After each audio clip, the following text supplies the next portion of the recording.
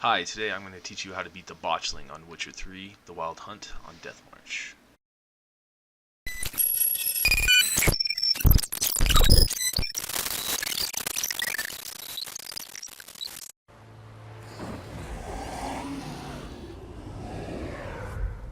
Look! So the fight starts off with you finding what should have been the Botchling's grave. Now this fight has two different options when you start it. You can choose to kill it or attack it. The other is to try to turn it into what's called a lubberkin. Quick.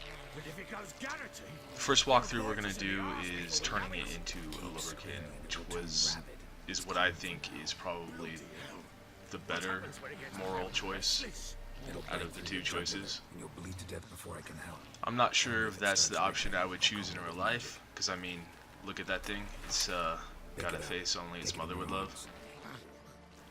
But regardless, the Baron decides to pick it up anyways, with only minor complaining. Merciful gods.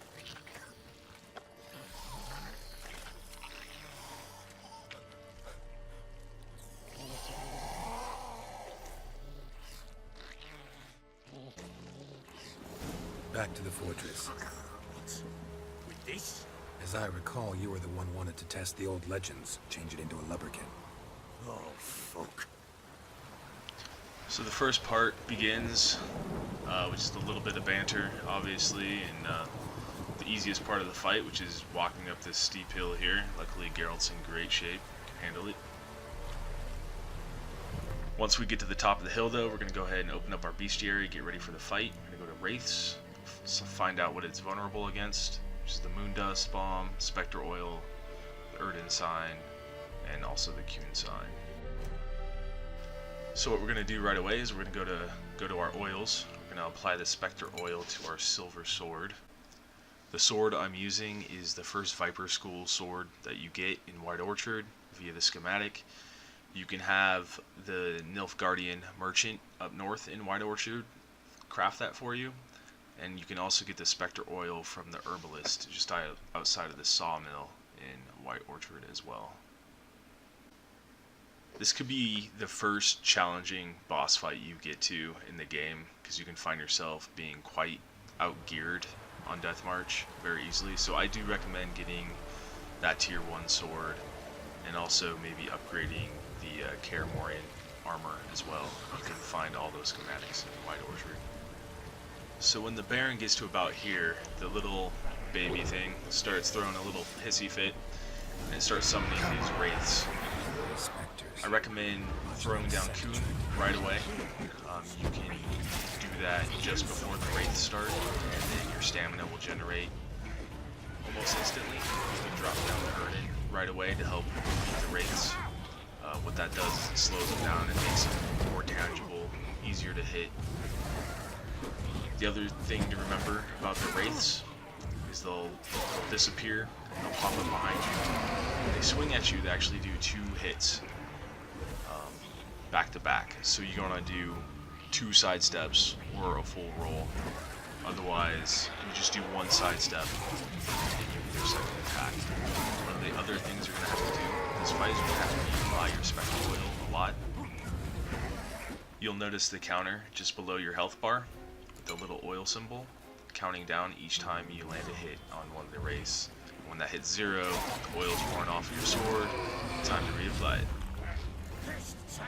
When you're done re-killing the wraiths, you need to apply the Axii symbol to the Botchling so it doesn't kill the Baron. Quiet now. When you're done calming down the Botchling, you have another hill to walk up. It's a good time to reapply your oil, and then also have a delicious snack to regenerate your health. Since you don't regenerate health normally in Death March, you have to eat food constantly. From then on, it'll watch over your house and help me find your family. So when you reach the top of the hill and you're done taking in Geralt's daily caloric needs, you're going to run into another group of wraiths. You're going to apply the same tactics used in the first fight. There's no difference. You're going to use Kuhn right away when the Botchling starts wiggling around, and also drop down Erden. Try to generate as much stamina back as you can. Try to keep within your Erden sign, obviously. It's fight a whole lot easier. And then just remember sidestepping to avoid the Wraith's second attacks. Wraiths, I think, are my least favorite mob to attack in the game, or I'm sorry, fight in the game. They hit really hard, and you're always fighting a group of them, it seems. And in Witcher 3, I think fighting a group of mobs is harder than fighting a single overpowered mob.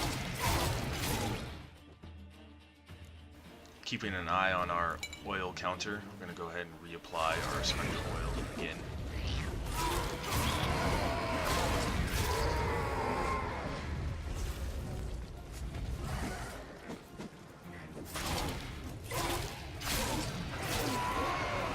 Our second group of wraiths are finally re-dead.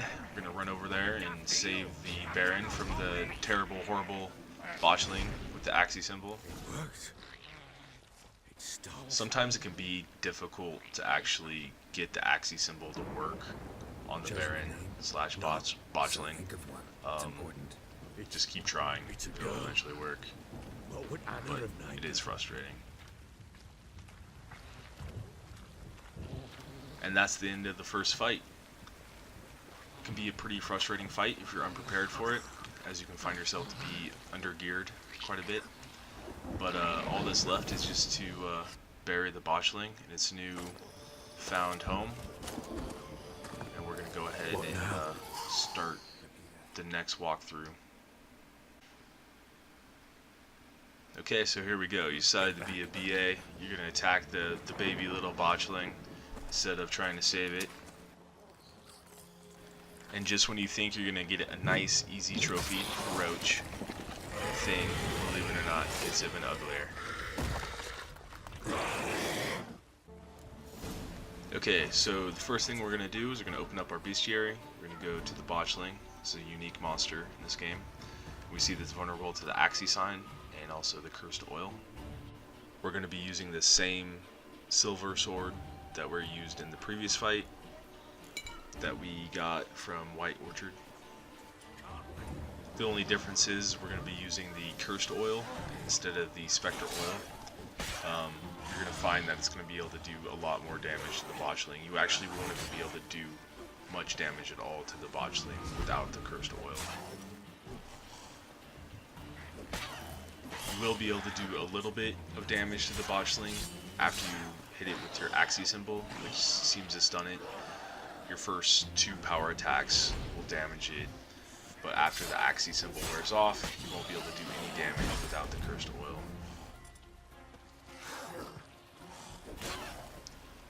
During this fight, you're going to keep rotating between the Qun sign and the Axii sign. And they're also going to be applying the cursed oil whenever you run out. Again, the counter is up at the top left of the screen, just below your health bar. You'll notice here, hitting it without the cursed oil, I do a lot less damage to the Botchling.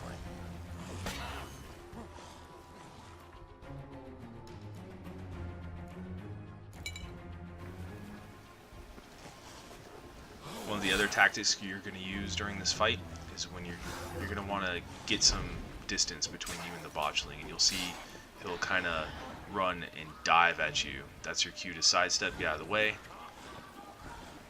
tuck behind him, and hit him in the back for a critical whenever you can. That's pretty much the tactics for the first part of this fight. Just to recap, you use the cursed oil. You're going to use Qun and rotate with the Axii to stun the Botchling. You're also going to want to keep as much distance on the Botchling as you can and wait for him to dive at you. When he does, you're going to sidestep, hit him in the back for the critical. Now when you get the Botchling down to half of his health, he's going to start spawning ads, and it's, you guessed it, it's your favorite buddies, the Wraiths. So you're going to apply your Spectre oil. You're going to try to eliminate them as quickly as you can while still fighting the Botchling. You'll also notice during this phase, if you ignore him, the Botchling that is, he will sit back and he will heal himself, he will heal himself until completely full health. He'll have to end up knocking his health down again from the very start. The only good news is the wraiths will not spawn again. And then just a recap on fighting the wraiths, if you're skipping to this part of the video. They're vulnerable to Erden Sign, and Kuhn helps as well, so you're going to rotate between those two signs. You're also going to hit them with Respector Oil. They also hit with 2 attacks at a time, so when you dodge them, you're going to want to make sure you sidestep twice or roll completely to avoid their attacks, otherwise they hit you pretty hard. When you're done with that, you're going to go ahead and apply your Cursed Oil again. And then it's just you and the Botchling for one last time. The wraiths don't spawn again, so you get to this point, just take it nice and slow. Just remember those mechanics. Keep your distance, sidestep, attack, and repeat. The other thing to note about fighting the Botchling is it has a pretty far reach front attack. So you're going to want to do 2 side steps as well when you're dodging that attack. Damn it. And again, the reason why we use the sidestep instead of just the roll is because when you sidestep, you're not wasting your stamina like you do with the roll. So during my fight, the Botchling just pretty much bleeds out due to the Cursed Oil. And that's that. End of the fight. Pretty fun, right? You know I had to. The Bloody Baron story arc in this game is probably one of the most fun and most well written in the whole game, in my opinion. Shut up. Tell me what you think in the comments. Love to talk to you about it. And like always, thank you for liking, commenting, and subscribing.